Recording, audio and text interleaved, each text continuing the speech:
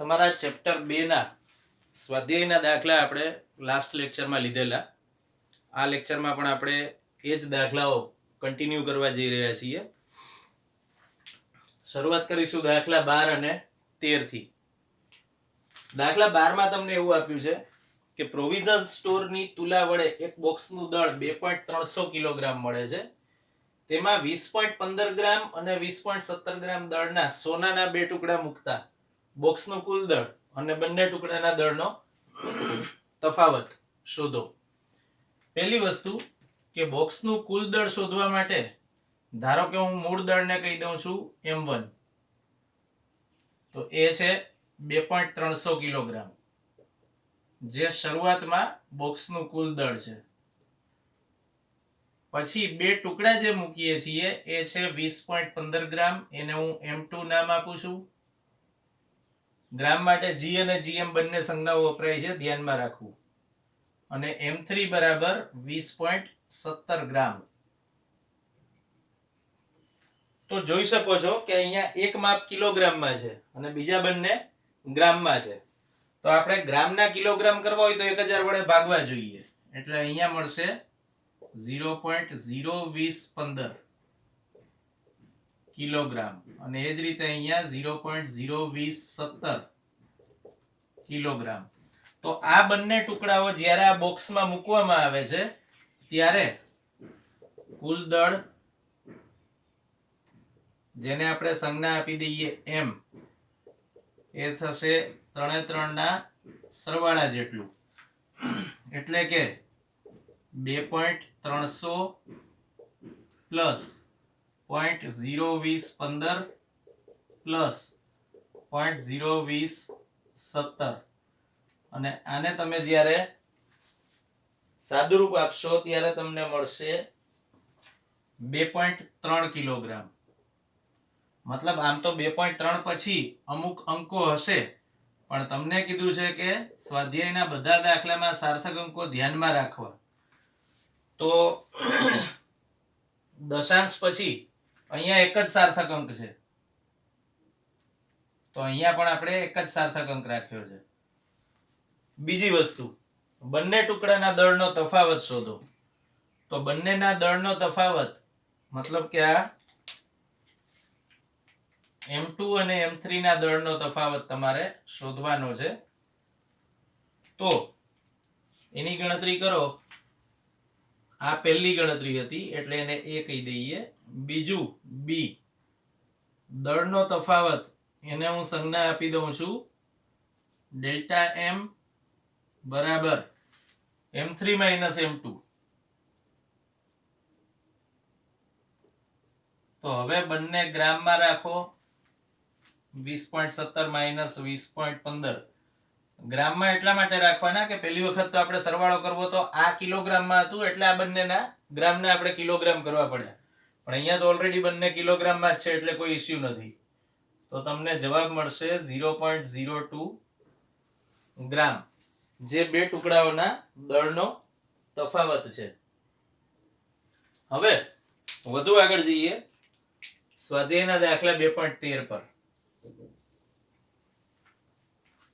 2.13 માં તમને એવું કહેવામાં આવ્યું છે કે ભૌતિક રાશિ p બરાબર a³b² અપોન √c d, રૂટમાં ખાલી c જ છે, સાથે સંકળાયેલી ભૌતિક રાશિઓ ABCD માં પ્રતિશત ત્રુટિ અનુક્રમે 1%, 3%, 4% અને 2% છે. p માં પ્રતિશત ત્રુટિ શોધો. પહેલું તો એ શોધી કાઢીએ. p માં સાપેક્ષ ત્રુટિ એટલે ડેલ્ટા p બાય p ગુણ્યા 100, કારણ કે તમારે પ્રતિશત ત્રુટિ જોઈએ છે. એ જ રીતે સામેની બાજુએ વિચારીએ તો આપણે એવું ભણી ગયા કે જ્યારે ઘાતાંક વાળા પદો ગણતરીમાં આવતા હોય ત્યારે જે તે ઘાતાંક ગુણાકારમાં આવી જાય. તો a ની ઘાતાંક છે 3, એટલે અહીંયા લખવાનું 3 delta a by a plus અહીંયા લખવાનું 2, કારણ કે b ની ઘાતાંક 2 છે, તો 2 delta b by b plus √c મતલબ c ની 1/2 ઘાત છે, તો હવે અહીંયા 1/2 ઘાત ગુણાકારમાં આવી ગઈ. Delta C by C plus D ની કોઈ ઘાતાંક નથી, મતલબ 1 છે એટલે ડી એમનું એમ આવશે, ડેલ્ટા ડી બાય ડી. અને આ જે મૂલ્ય મળે છે બધા એને તમારે 100 વડે ગુણાવવા પડે. ફરીથી એકવાર તો 3 વખત ડેલ્ટા એ બાય એ ગુણ્યા 100 એટલે એ માં પ્રતિશત ત્રુટી જે આપી છે 1 પ્લસ 2 બી માં પ્રતિશત ત્રુટી એટલે 3 લઈ લીધી 3% પ્લસ 1/2 સી માં પ્રતિશત ત્રુટી 4% પ્લસ ડી માં પ્રતિશત ત્રુટી 2%. સાદુરૂપ આપો તો 3 પ્લસ 2 તરી 6 પ્લસ અહીંયા છેદ ઉડી જશે 2 દુ 4 પ્લસ 2% એટલે 6 ને 3 9 ને 2 11 ને 2 13% તમારો જવાબ આવ્યો. આ આપણને મળી પી માં પ્રતિશત ત્રુટી, જે તમને પહેલું પૂછ્યું હતું કે પી માં પ્રતિશત ત્રુટી શોધો, એ આપણને મળી ગઈ. હવે તમને એમ પૂછ્યું છે કે પી નું મૂલ્ય તમને 3.763 મળે છે. આપણે જાણીએ છીએ કે પી ની ગણતરી કરવા માટેનું સૂત્ર આ છે. તો ધારો કે એબીસીડી જે કોઈ ભૌતિક રાશિઓ છે એના મૂલ્યો આ સમીકરણમાં મૂકી દીધા, તો તમને પી નું મૂલ્ય 3.763 મળે. તો એને કયા મૂલ્ય સુધી રાઉન્ડ ઓફ કરશો? તો પ્રતિશત ત્રુટીમાં 2 જ સાર્થક અંકો છે, બીજી તો કોઈ માહિતી તમારી જોડે છે નહીં, એટલે આપણે પ્રતિશત ત્રુટીના સાર્થક અંકો ધ્યાનમાં લઈએ તો અહીંયા પણ 2 જ સાર્થક અંકો રહેવા જોઈએ. પણ હવે એને 3.7 નહીં લખાય, કારણ 7 પછીનો અંક 6 છે જે 5 કરતા વધુ છે, એટલે મારે અહીંયા એક અંક ઉમેરી દેવો પડે. રાઉન્ડ ઓફ ના નિયમો જે આપણે જોયા હતા પૂર્ણાંકન માટેના નિયમો એ મુજબ, તો 3.7 ના બદલે હવે લખાય 3.8. જે તમને બીજી વસ્તુ પૂછવામાં આવી છે કે પી નું મૂલ્ય કેટલા અંકો સુધી અથવા પી ને કેટલા મૂલ્ય સુધી રાઉન્ડ ઓફ કરશો, એ જવાબ છે 3.8. હવે વધુ આગળ જઈએ તમારા સ્વાધ્યાયના દાખલા 16 અને 17 પર. તો પહેલા તો જઈએ દાખલા 16 પર, જેમાં તમને એવું કહેવામાં આવ્યું છે કે હાઇડ્રોજન પરમાણુનો વિસ્તાર 0.5 એંગસ્ટ્રોમ છે. વિસ્તાર મતલબ સાદી ભાષામાં કહીએ તો હાઇડ્રોજન પરમાણુની ત્રિજ્યા 0.5 એંગસ્ટ્રોમ તમને આપેલી છે. તો હાઇડ્રોજન પરમાણુની ત્રિજ્યા r બરાબર 0.5 એંગસ્ટ્રોમ. પણ આપણે જાણીએ છીએ કે 1 એંગસ્ટ્રોમ એટલે 10 ની -10 મીટર થાય. તો આને લખી શકો 0.5 ગુણ્યા 10 ની -10 મીટર. એંગસ્ટ્રોમ પરમાણવિક લેવલ પર લંબાઈ અથવા અંતર દર્શાવવા માટેનો બહોળા પ્રમાણમાં વપરાતો એકમ છે, એવું આપણે જાણીએ છીએ. તો 1 મોલ હાઇડ્રોજન પરમાણુનું આણ્વિક કદ મીટર ક્યુબમાં તમારે શોધવાનું છે.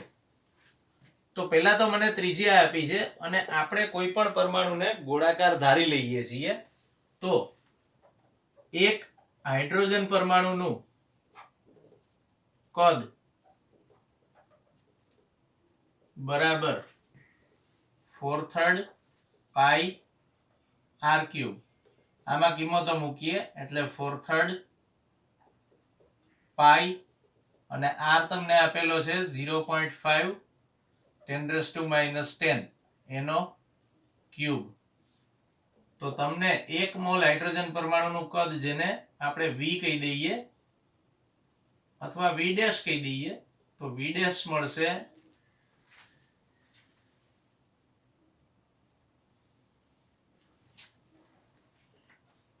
0.5233 ગુણ્યા 10⁻³ મીટર ક્યુબ. હવે આ તો આપણને એક હાઇડ્રોજન પરમાણુનું કદ મળ્યું. તમને શું પૂછ્યું છે? 1 મોલ હાઇડ્રોજન પરમાણુઓનું ટોટલ આણ્વિક કદ. તો આપણે જાણીએ છીએ કે 1 મોલમાં 6.023 ગુણ્યા 10⁻23 જેટલા પરમાણુઓ હોય. તો એક હાઇડ્રોજન પરમાણુનું કદ v' છે તો એવોગેડ્રો અંક જેટલા પરમાણુનું કુલ કદ કેટલું? તો આ 83 પરથી મળે 1 મોલ હાઇડ્રોજન પરમાણુનું કદ V બરાબર Na V ડેશ. Na એટલે એવોગેડ્રો અંક આપણે જાણીએ છીએ 6.023 10⁻23 અને V ડેશ આપણે શોધી કાઢ્યું 0.5233 10⁻30 ઘાત. આને સાદુરૂપ આપો એટલે તમને કદનું મૂલ્ય મળશે એપ્રોક્સ 3 × 10⁻7 મીટર ક્યુબ, જે 1 મોલ હાઇડ્રોજન પરમાણુઓનું આણ્વિક કદ છે. નેક્સ્ટ દાખલા પર જઈએ. તમારો દાખલો 2.17. 1 મોલ આદર્શ વાયુ પ્રમાણભૂત તાપમાને અને દબાણે 22.4 લિટર મોલર કદ રોકે છે. તો મોલર કદ 22.4 લિટર છે. આપણે જાણીએ છીએ કે જો લીટરના મીટર ક્યુબ કરવા હોય તો તમારે 10⁻³ વડે ગુણવું જોઈએ અથવા 1000 વડે ભાગવું જોઈએ, જે ગણો એ. તો તમને મળશે 22.4 × 10⁻³ મીટર ક્યુબ. આ મોલર કદ મળ્યું. હવે તમને તો એવું પૂછ્યું છે કે 1 મોલ હાઇડ્રોજન વાયુ માટે મોલર કદ અને પરમાણ્વિક કદ એનો ગુણોત્તર શોધો. તો મોલર કદ મેં કીધું એમ અહીંયા આપેલું છે. તો પરમાણ્વિક કદ એ આપણે શોધી કાઢીએ 1 મોલ હાઇડ્રોજન વાયુ માટે. તો 1 મોલ હાઇડ્રોજન વાયુ માટે પરમાણ્વિક કદ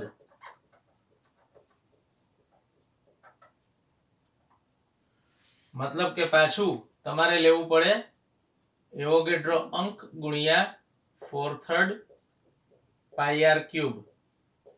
આપણે આ ગણતરી ફરીથી નથી કરતા કારણ કે ઓલરેડી આપણે અહીંયા શોધેલું છે 1 મોલ હાઇડ્રોજન પરમાણુનું કદ. એ હું લઈ લઉં છું 3 × 10⁻⁷ મીટર ક્યુબ. પણ જો તમને એક્ઝામમાં આ દાખલો પૂછાય તો તમારે આ ગણતરી આખી દર્શાવવી પડે. મોલર કદને આપણે સંજ્ઞા આપી દઈએ V ડેશ અને આ 1 મોલ હાઇડ્રોજન પરમાણુનું કદ મળ્યું. હવે તમારે તો આનો ગુણોત્તર શોધવાનો છે. તો આને સમીકરણ 1 કહી દો, આને સમીકરણ 2 કહી દો. તો 1 અને 2 નો ગુણોત્તર લઈ લો ત્યારે શું મળે? V dash by V equals to 22.4 × 10⁻³ ભાગ્યા 3 × 10⁻⁷. તો આ ગુણોત્તરનું મૂલ્ય તમને મળશે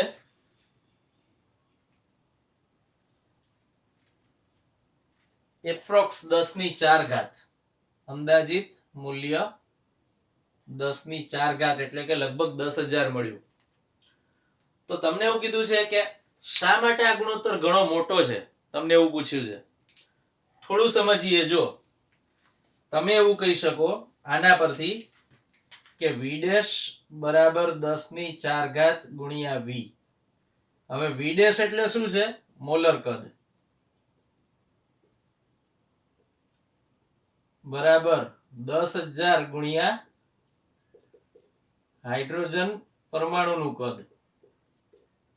આ તમે જે શોધ્યું 1 મોલ હાઇડ્રોજન પરમાણુનું કદ છે V. 1 મોલ હાઇડ્રોજન પરમાણુનું કદ.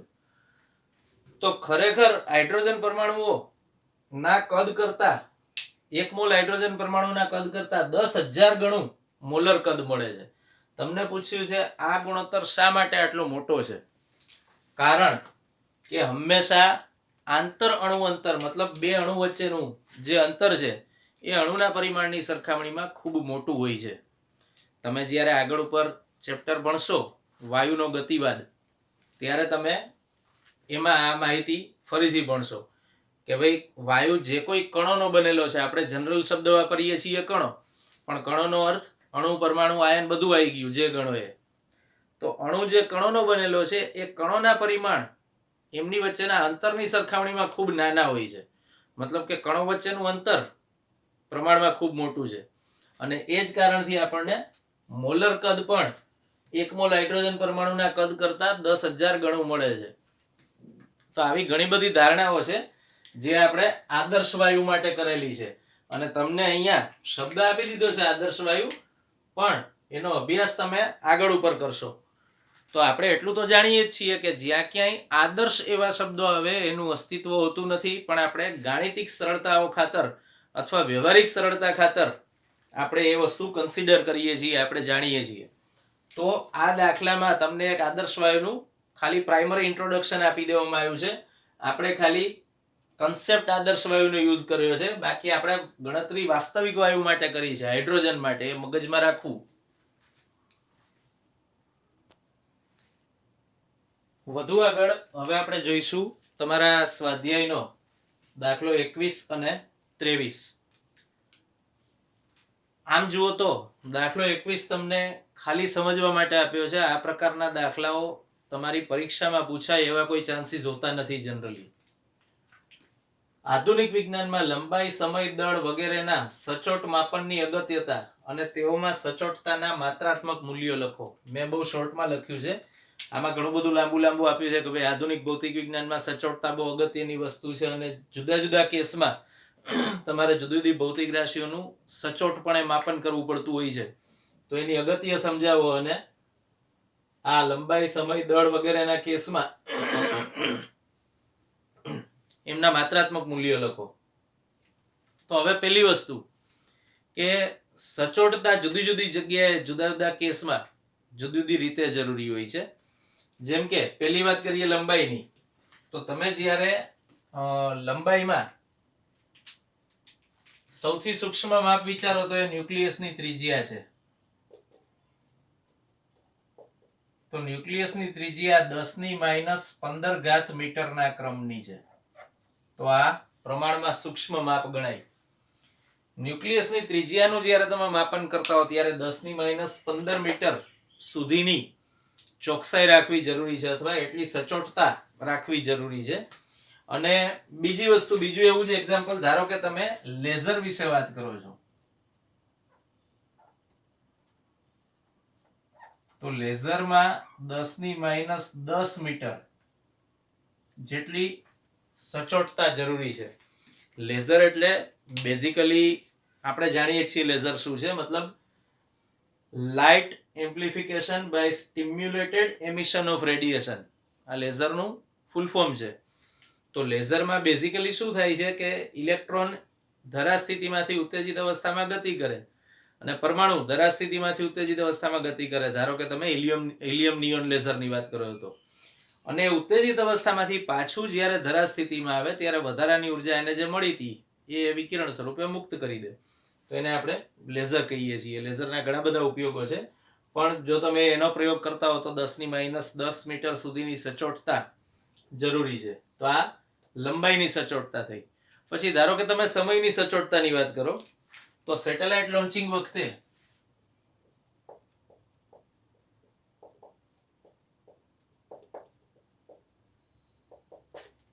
તમારે 10⁻6 સેકન્ડ સુધીની ચોકસાઈ, આટલી સચોટતા સમયમાં રાખવી પડે છે.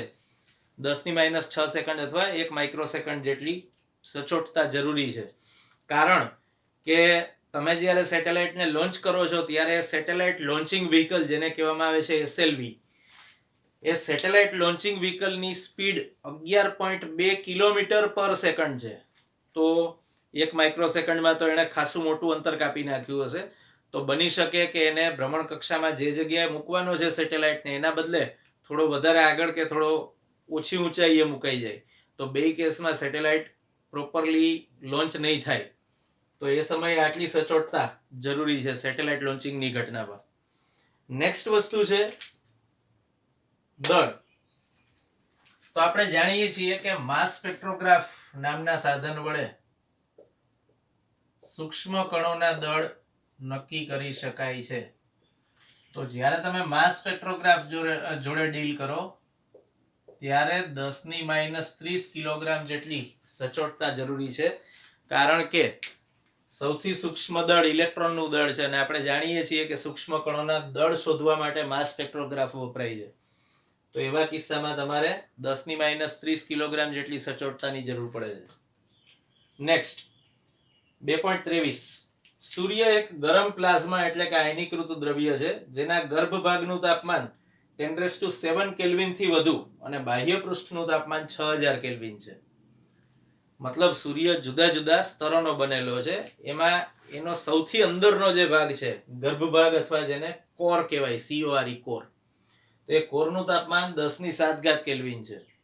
જ્યારે બહારના પૃષ્ઠનું તાપમાન, કોરમાંથી તમે જેમ જેમ બહાર આવો એમ, ધારો કે આ સૂર્યનું સૌથી બહારનું સ્તર છે તો એનું તાપમાન 6000 કેલ્વિન છે.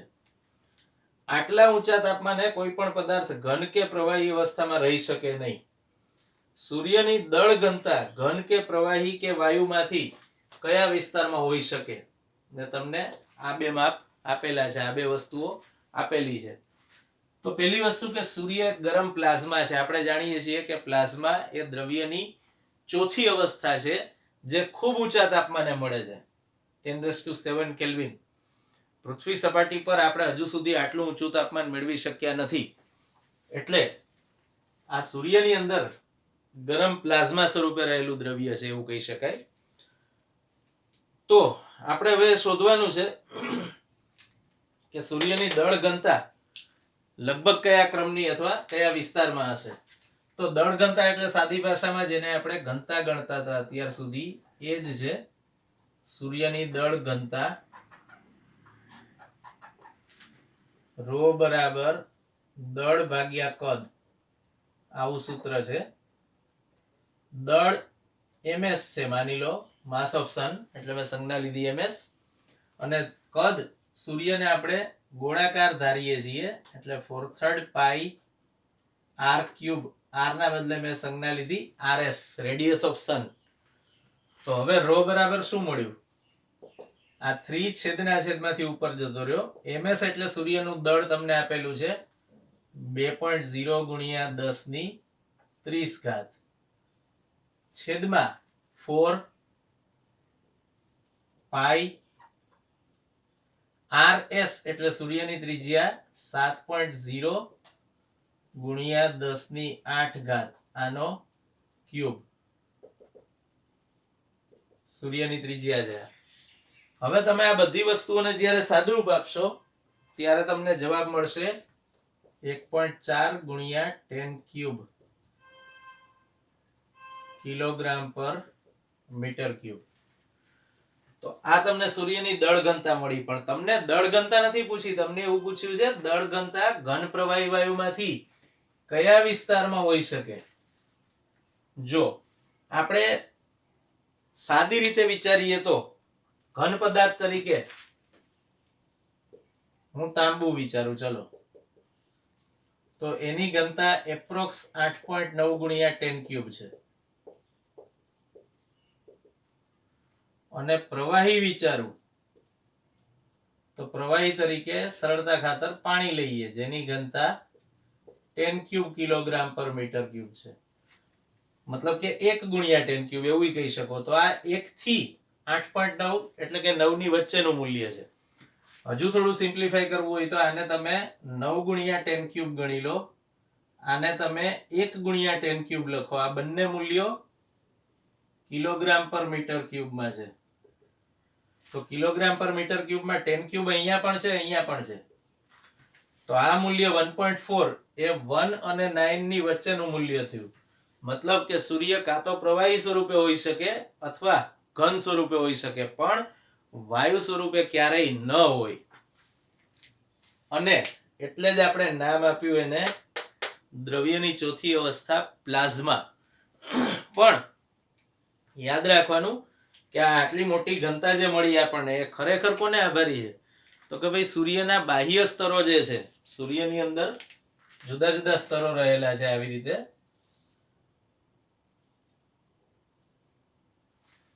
તો આ બહાર જે સ્તરો રહેલા છે બહારની તરફ, એને અંદરની તરફના કોર ભાગ તરફ ગુરુત્વાકર્ષી બળ અનુભવાય છે.